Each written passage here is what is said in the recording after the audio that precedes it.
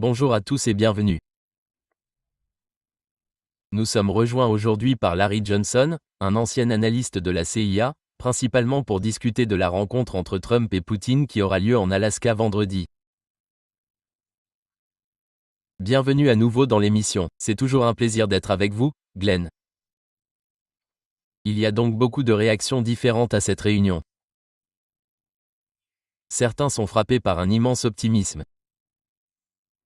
Eh bien, c'est surtout en Europe que l'on ressent un sentiment de panique. Mais dans l'ensemble, c'est un moment très étrange pour organiser une telle réunion. Je veux dire, cela a pris la plupart des gens par surprise, tout simplement parce que les dirigeants des États viennent généralement à la fin pour signer les documents lorsque tout a été réglé. Comment comprendre tout cela? Comment interprétez-vous ce sommet?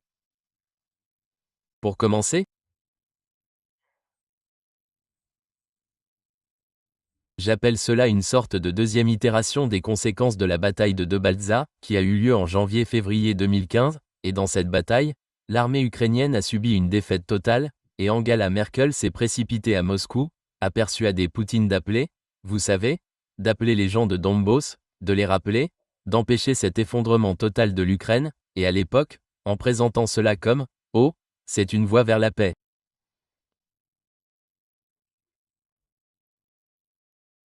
Eh bien, ce ne fut pas le cas. C'était une imposture totale et Merkel l'a admis bien plus tard. C'était juste pour donner du temps à l'Ukraine pour se reconstruire. Et Poutine, à son honneur, a admis « je me suis fait avoir, je me suis fait arnaquer ». Alors pourquoi est-ce que je dis que c'est aussi une bataille de Balza? Vous savez, au début, quand Trump a dit 50 jours, je pense qu'il croyait sincèrement que, les forces ukrainiennes, et dans le Donbass et Donetsk, en particulier, tiendraient plus que 50 jours. Quelque temps après, je crois qu'il a été informé qu'ils étaient en grande difficulté, comme nous l'avons vu, car les événements en cours le montrent très bien. La ville clé de Pakros pourrait tomber avant même que Poutine et Trump n'arrivent à Anchorage, en Alaska, dans 2 jours.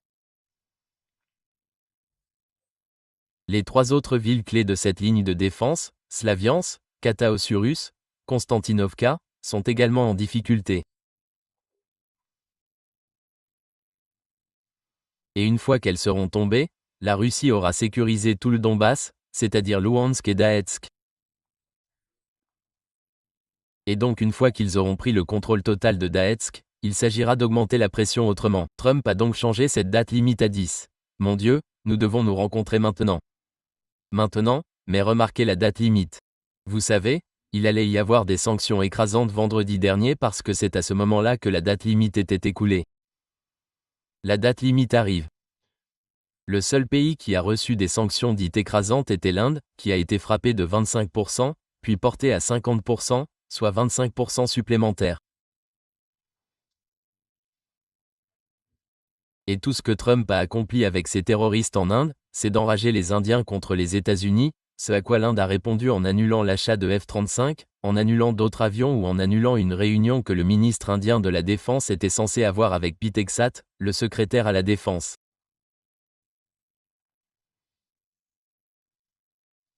Donc, ces menaces émanant de Trump se sont avérées à maintes reprises vaines, car rappelons-nous, revenons en arrière et examinons les commentaires qu'il a faits, vous savez, il y a des mois, sur différents types de menaces, différentes échéances.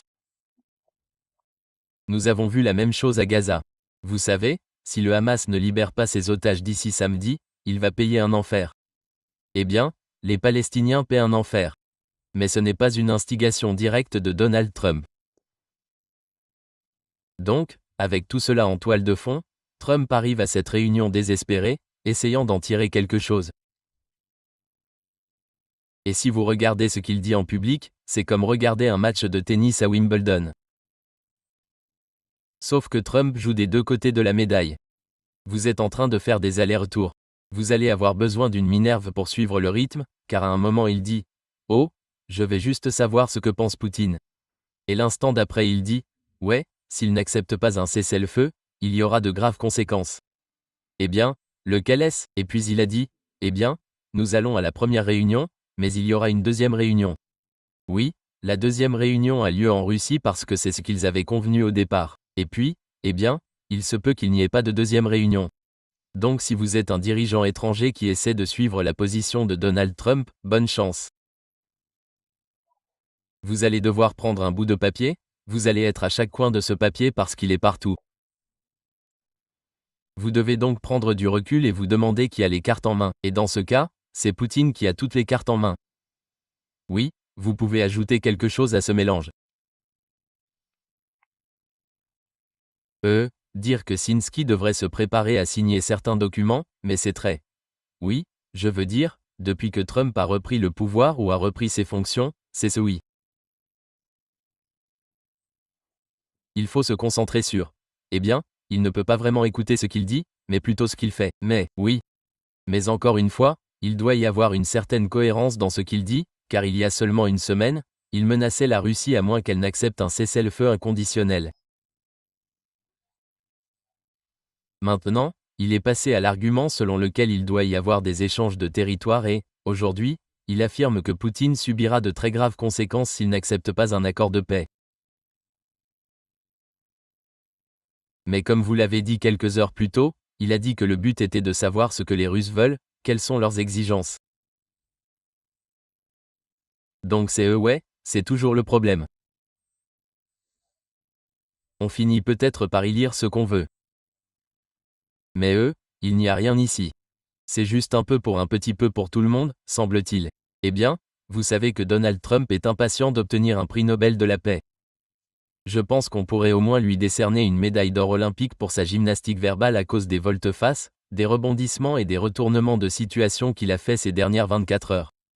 Je veux dire, comme je l'ai dit, ces renversements complets de position, ces contradictions totales de ce qu'il a dit. Et vous et en fait, vous savez, je pense que Vladimir Poutine comprend cela. Il a eu 3 réunions précédentes, je ne connais pas les dates précises. La seule façon dont je sais qu'il a eu 3 réunions différentes avec Trump où ils sont assis côte à côte en train de se serrer la main, c'est que je peux vous montrer 3 photos différentes où Trump et Poutine portent des cravates différentes, 3 types de cravates différents. Je dis donc, d'accord, ils ont eu au moins ces 3 réunions différentes. Ce que Poutine sait en rencontrant Trump en personne, c'est que le vrai Trump en personne a une personnalité complètement différente de ce personnage que Trump dépeint à la télévision. Ce tyran grandiloquent qui profère constamment des menaces et fait des commentaires insultants à droite et à gauche.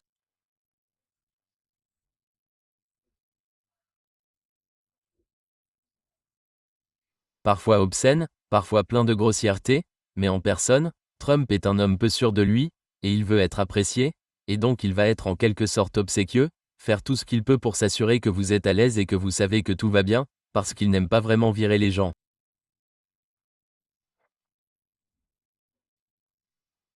Il est très mauvais pour embaucher, très mauvais pour licencier.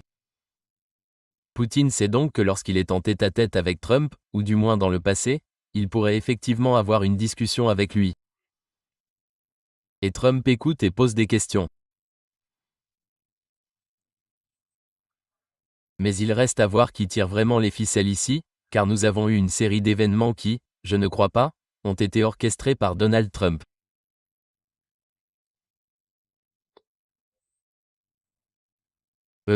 À commencer par le redéploiement des bombes nucléaires à gravité B16-12 vers Lake et Is au Royaume-Uni, ainsi que vers au moins 5 autres bases de l'OTAN en Europe. Cela a été fait mi-juillet. Au même moment, le général Chris Donahue, clairement avec la permission d'en haut, a commencé à parler d'envahir Kenrad, sachant que de telles discussions constitueraient une provocation directe envers la Russie. Puis Trump a ouvertement parlé du déploiement de sous-marins nucléaires au large des côtes russes, même si la marine américaine déploie régulièrement des sous-marins nucléaires au large des côtes russes ou, vous savez, dans l'Atlantique Nord et dans le Pacifique. Mais cela a été suivi par ce que j'appelle la mascarade de vendredi dernier, celle des pourparlers de paix entre l'Arménie et l'Arménie organisée par Trump. C'était une attaque directe contre la Russie. Et la Russie doit certainement prendre en considération le fait qu'il s'agit d'une nouvelle initiative des États-Unis et de l'OTAN visant à intervenir dans le Caucus afin de créer une menace pour la Russie et l'Iran, et que cela perturbe toute coopération russo-iranienne. Donc, c'est comme si je prenais du recul et que je vous posais la question, Glenn. Pouvez-vous me citer une action positive que Donald Trump a entreprise au cours des 6 derniers mois envers la Russie qui indiquerait une conciliation, un désir de paix ou un désir d'amitié, autre que de dire « parlons ». Je n'en vois aucune. Non, j'ai tendance à l'applaudir pour avoir au moins parlé aux Russes.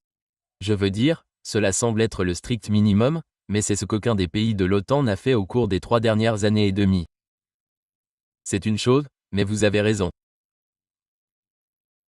La substance n'est pas vraiment là, et je suppose que c'est une partie de l'inquiétude de beaucoup, parce que lui, on ne sait même pas s'il comprend le conflit parce que quand, a pris le pouvoir, il parlait de rétablir la neutralité de l'Ukraine.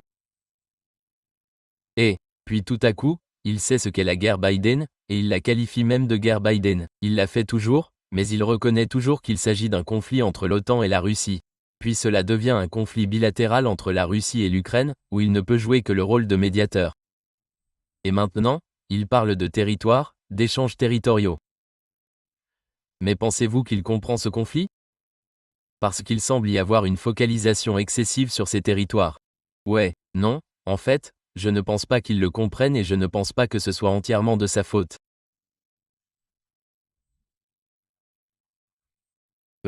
D'après un article que C'est Mourir a écrit la semaine dernière dans lequel C'est cité un haut responsable du renseignement, et ce haut responsable du renseignement a utilisé un langage décrivant ce conflit entre la Russie et l'Ukraine comme une bataille, un conflit territorial, et c'est comme si, donc, si la CIA ou le dit, vous savez, quel que soit le haut responsable du renseignement, s'il transmet réellement qu'il s'agit d'un conflit territorial, cela montre qu'il ne commence même pas à comprendre que cela n'a rien à voir avec le territoire.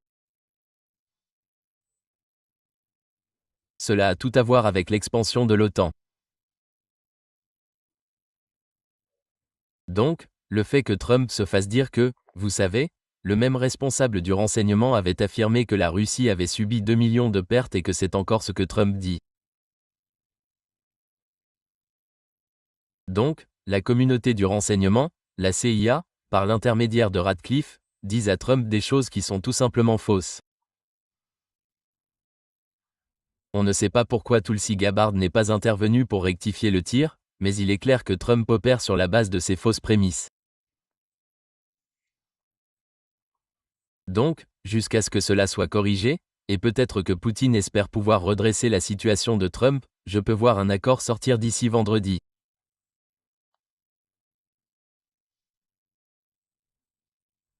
Une possibilité, c'est que Vladimir Poutine informe Donald Trump que je n'ai aucune autorité constitutionnelle pour faire quoi que ce soit avec les nets, lance Khérosan, Zaparizhia ou la Crimée, car ils sont tous intégrés à la République fédérale de Russie en tant qu'État, si vous voulez, et c'est constitutionnel.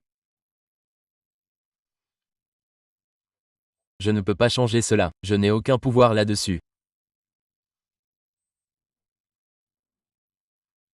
Cependant, nous serons prêts à retirer nos forces de Dnepropetrovsk, de Sounoumi et du Kiev, car nous n'avons pas encore fait valoir, et il insistera encore, de revendications légales sur ces oblasts, et à condition que l'Ukraine retire également ses forces et que nous créions cela comme une zone tampon.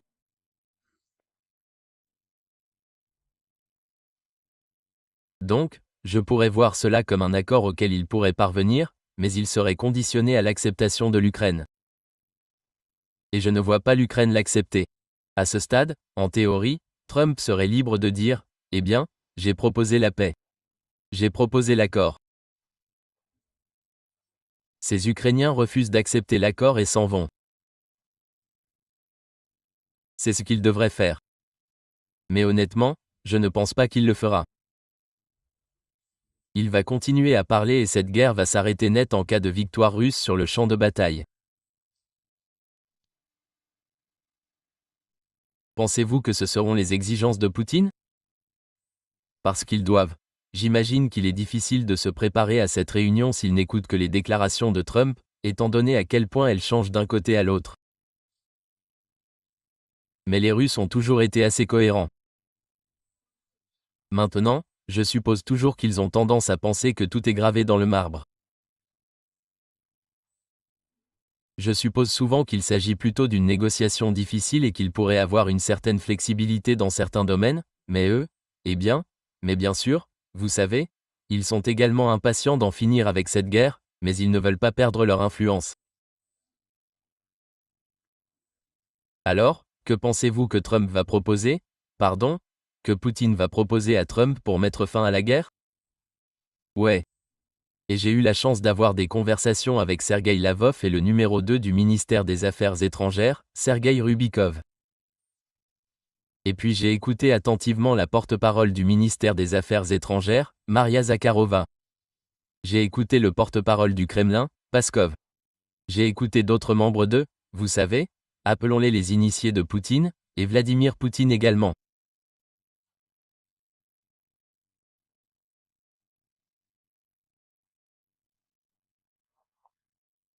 Au contraire, la position de la Russie s'est durcie depuis la première présentation par Poutine de ce qu'on appellera Istanbul 2. C'était en juin 2024. Et elle s'est durcie de cette manière.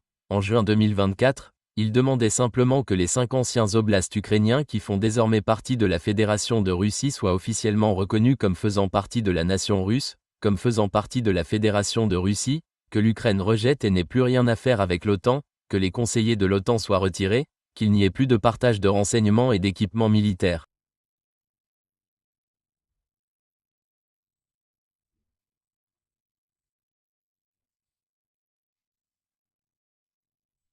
Et que l'OTAN demande à l'Ukraine de retirer toutes ses forces de ces 5 oblasts.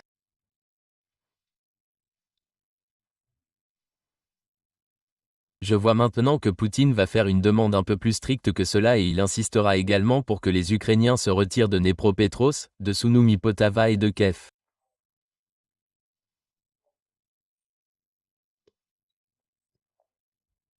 Les Russes ont clairement indiqué que si l'Ukraine n'accepte pas cet accord, la Russie prendra toutes ses décisions. La Russie organisera des élections dans chacune de ces régions, ce qui leur donnera la possibilité de déclarer si elles veulent ou non faire partie de la Russie. Et lorsqu'elles le feront, lorsque ce vote aura lieu, elles seront adoptées. Ce qui est intéressant, c'est de noter que depuis les tout premiers jours de l'opération militaire spéciale de 2022, la Russie a gardé le contrôle de la centrale nucléaire de Zaporizhia. Elle est désormais encerclée par les forces ukrainiennes. Pourtant, ces forces ukrainiennes n'ont pas percé, attaqué ou tenté de reprendre cette centrale. Cela a donc montré la capacité de la Russie à maintenir ses forces même aussi loin. Eh bien, une fois que cette ligne s'effondrera à Daetsk et que la Russie aura le contrôle total de Lens-Daetsk, l'Ukraine ne pourra plus rien faire pour les arrêter. Il s'agira donc simplement de savoir ce que les Russes ont dit depuis le début. L'Ukraine peut négocier maintenant et conserver un certain accès à la mer Noire, garder le contrôle d'Odessa, garder le contrôle de Dnepro, Petros, Sounoumi, Poltava et même Kharkiv. Mais si elle ne le fait pas, et si elle refuse d'accepter ce qui est sur la table, la Russie va avancer militairement, et la Russie a toutes les capacités pour le faire. C'est là que Poutine a les cartes en main. Trump ne tient pas, comme vous le savez, comme Trump l'a dit à Zelensky fin février, vous n'avez pas d'atout. Eh bien, devinez quoi? Donald, ce n'est pas parce que votre nom principal est Trump que vous avez des atouts, vous n'en avez aucun. Eh bien, c'est la stratégie qui n'est pas claire. Il semble que vous sachiez qu'il rencontrera Poutine et qu'ils pourront ensuite conclure un accord. Mais encore une fois, il se pourrait qu'il y ait eu quelque chose de préparé à l'avance. N'est-ce pas parce que si je devais prendre la défense de Trump, je dirais qu'il a beaucoup d'ennemis ou d'ennemis, mais des adversaires chez lui? Je veux dire, en février, quand ils ont essayé de suggérer qu'il ne pouvait plus y avoir d'expansion de l'OTAN, vous savez, il a dit toutes les bonnes choses dès le premier jour. Puis il y a eu un gros retour de bâton. On pourrait donc supposer qu'il doit, je suppose, apaiser les faucons à Washington, mais aussi les Européens et Zelensky. Donc, encore une fois, en lui accordant le bénéfice du doute, est-il possible que des négociations aient été menées en coulisses et qu'il y ait réellement quelque chose sur la table? Ouais.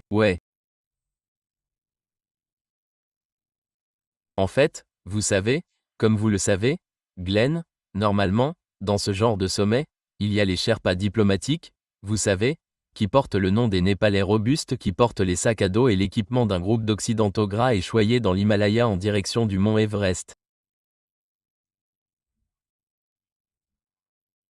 Les Sherpas font tout le travail. Ils attachent les gens. Ils s'assurent que les cordes sont bien fixées, que les échelles pour traverser les ravins sont en place. Ils font tout. Ils préparent le terrain. C'est exactement ce que font les Sherpas diplomatiques. Et Marco Rubio a laissé entendre il y a 2 semaines qu'il y avait effectivement des discussions en cours avec des responsables russes. Il n'a pas précisé à quel niveau. Il n'a pas précisé qui parlait, mais il est clair qu'il y avait eu des discussions. J'espère donc que ces discussions ont eu lieu. Il existe maintenant d'autres accords que Trump pourrait conclure en signe de bonne foi envers la Russie, montrant qu'il est sérieux dans sa volonté de remettre les choses sur la bonne voie. Par exemple, il ne s'agit pas de normaliser complètement les relations diplomatiques en rouvrant les consulats russes aux États-Unis qui ont été fermés précédemment. Il ne s'agit pas non plus de restituer les biens russes saisis par Barack Obama lorsqu'il était président. Il s'agit de débloquer les fonds qui ont été saisis en Europe et qui appartiennent à la Russie, les 300 milliards de dollars. Il s'agit de rétablir les vols directs vers les États-Unis.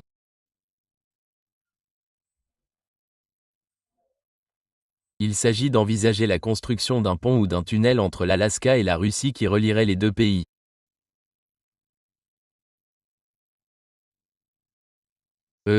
Conclure des accords sur une coopération plus poussée concernant la station spatiale qui a été mise en suspens, relancer les accords de contrôle des armements. Vous savez ce que nous recherchons et vous savez qu'il ne manque pas de sujets de discussion, qu'il s'agisse de travailler ensemble dans l'Arctique ou de développer des projets économiques commerciaux.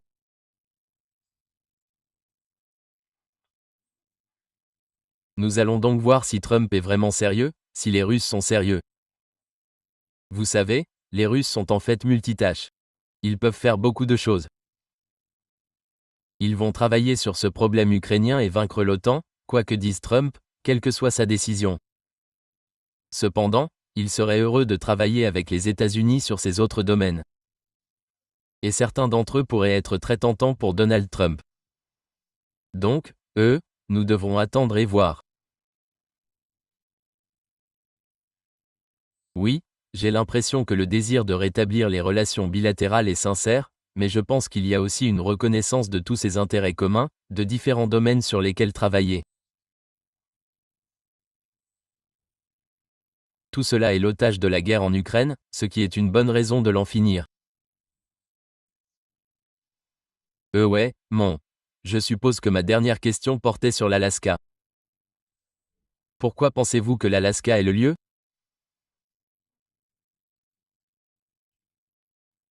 Eh bien, c'est là que je reviens à cette possibilité de proposer, au moins ils accepteront de commencer à travailler sur un projet de construction d'un tunnel ou d'un pont de l'Alaska à la Russie, de la Russie à l'Alaska, reliant les deux pays, parce que sinon il y a, vous savez, je suppose que la seule autre raison de le faire de cette façon, était d'éviter d'avoir vous savez, ils ne pouvaient pas voler, Poutine ne pouvait pas voler vers l'ouest, mais il peut voler vers l'est.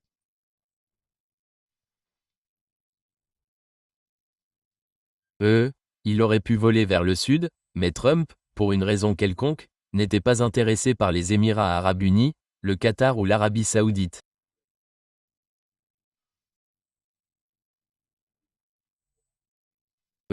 Donc, le lieu de l'Alaska offre la possibilité de présenter ce projet parce que je sais que l'un des, Dimitri, je crois, du côté russe, a été un fervent défenseur, un partisan de ce genre de projet, et il a été en pourparlers étroits avec, Witoff, et donc c'est le genre de projet grandiose qui pourrait, vous savez, peut-être intéresser Trump.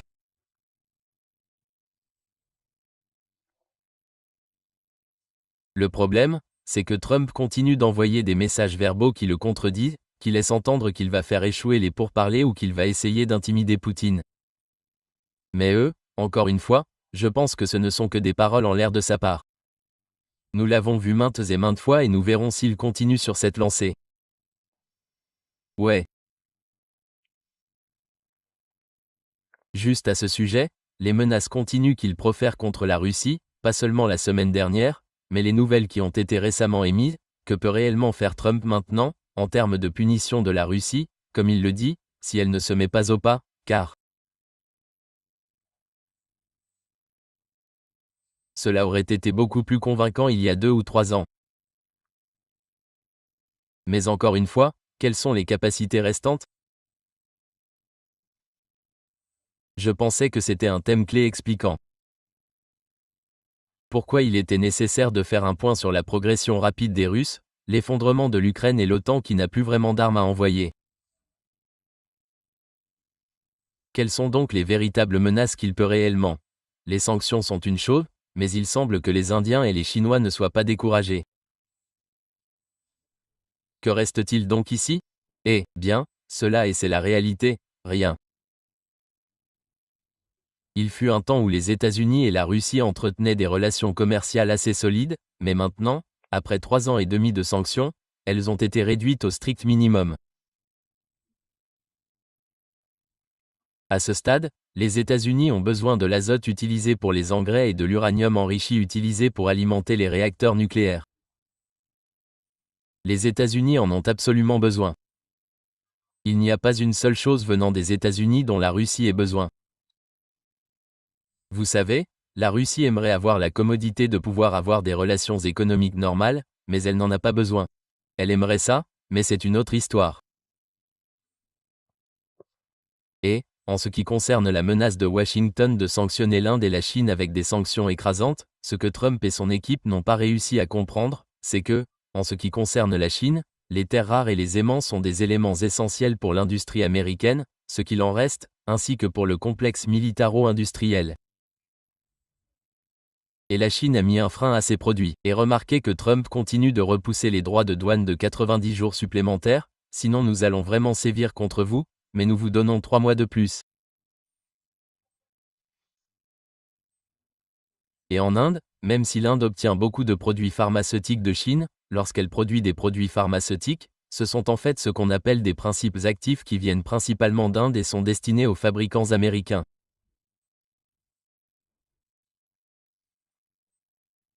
L'Inde a donc un certain pouvoir sur lequel les États-Unis ont dû se retirer.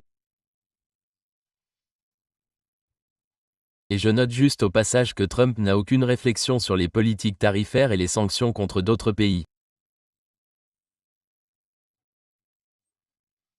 Ils imposent des droits de douane à la Suisse, dont un citoyen suisse m'a informé l'autre jour que la Suisse représente 93% de tous les médicaments à base d'insuline pour diabétiques qui entrent aux États-Unis.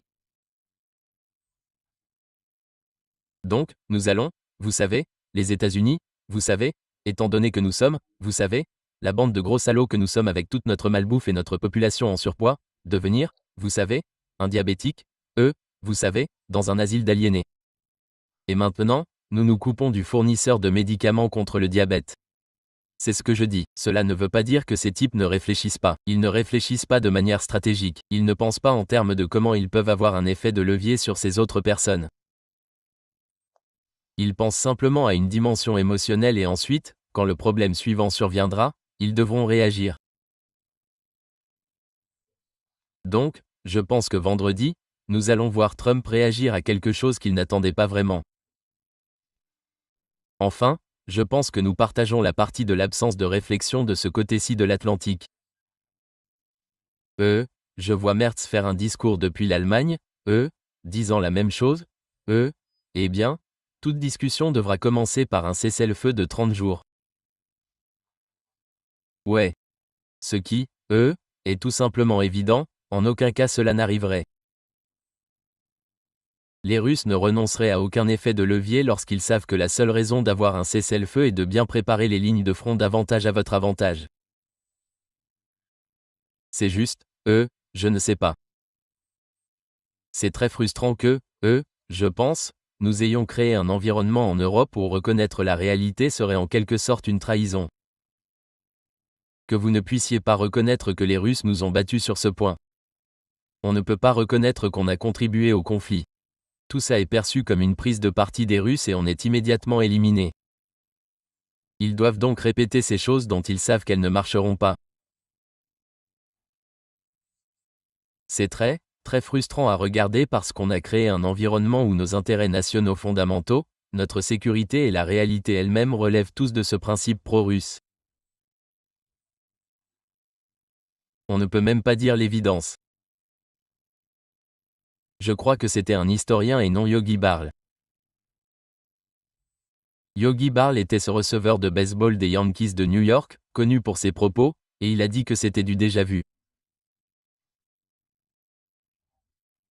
Et je pense que c'est peut-être un historien qui a inventé ça, parce que ce que vous regardez, était Hans Christian Andersen qui a fait le conte de fées du roi nu? Parce que c'était pour raconter une histoire sur la façon dont une population laissait libre cours à la fabulation et à la tromperie, et il revenait à l'enfant, ou à un autre type racontant l'histoire, un prophète, de se lever et d'essayer de leur dire qu'ils avaient tort, et vous savez, ils refusent d'accepter la vérité. Eh bien, nous y revoilà.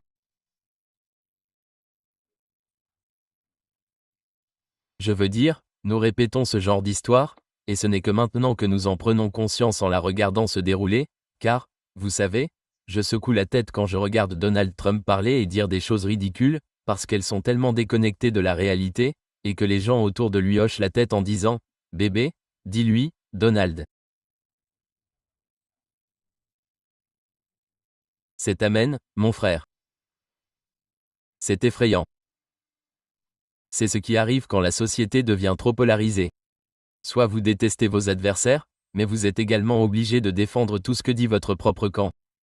Donc, peu importe ce que dit Trump. Ses adversaires le détesteront quoi qu'il dise. Et les gens qui le soutiennent trouveront des excuses pour tout ce qu'il dira. Donc, ouais, ce n'est pas une grande responsabilité. Mais ouais, nous y voilà. Donc, oui, merci encore pour tout votre temps et de m'avoir laissé vous poser des questions. Eh bien, c'est Slim Picking, n'est-ce pas? Merci, Glenn, c'est toujours un plaisir.